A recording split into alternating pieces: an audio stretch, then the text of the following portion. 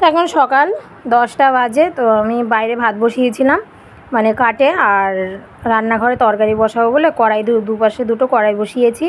তো কড়াইটা গরম হয়েছে, তার মধ্যে দেখছি গ্যাসটাও শেষ হয়ে গেছে। তো কি করব, ভাত হওয়ার পরে এখন বাইরে তরকারিটাও করে নিচ্ছি। আর বাইরে না তরকারি করতে ইচ্ছা হয় না, কিন্তু এখন গ্যাস নেই তো করতেই হবে। তো রান্না করছি চিচিঙ্গে দিয়ে, চিংড়ি মাছ দিয়ে, আর লতি দিয়ে চিংড়ি মাছ। লতি চিংড়ি মাছটা হয়ে গেছে, এখন চিচিঙ্গে দিয়ে করছি।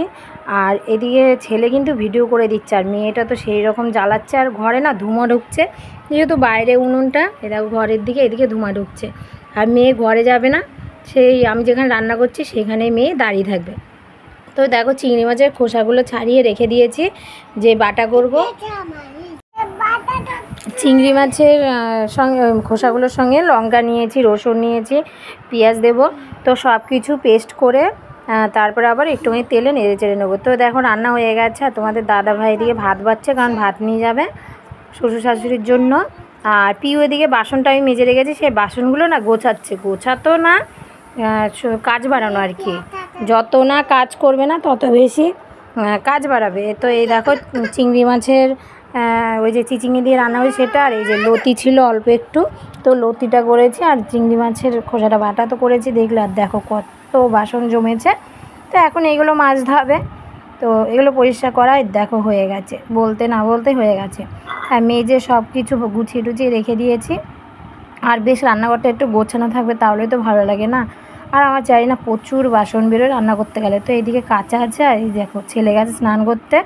হ্যাঁ, স্নান করতে করতে বেরিয়ে এসছে, দেখো চিরুনি নিয়ে ছেলে গেছে স্নান করতে। তো জানি না চিরুনি দিয়ে ও কী করছিল, তো শ্যাম্পু করছিল, আমাকে বললো শ্যাম্পু করবে। তো দেখছি আবার চিরুনিটাও নিয়ে গেছে। তো সেটা বলছি, ও আমাকে বলছে ভিডিও করছো কেন, তাই একটু ঝরগা করে নিল।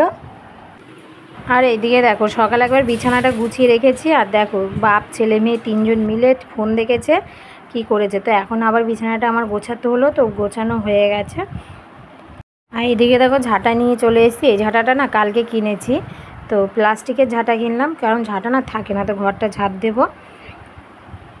তার সারাদিন আর ভিডিও করা হয়নি, তো এখন আবার কাটে ভাত করলাম। আর এইদিকে করেছি লাউ ডাল। তো এই দেখো আবার এই কটা বাসন বেরিয়েছে। তো বললাম না আমার অনেক বাসন বেরোয়, তো সেই জন্য অতগুলো বাসন সব মেজে টেজে চলে এসেছি।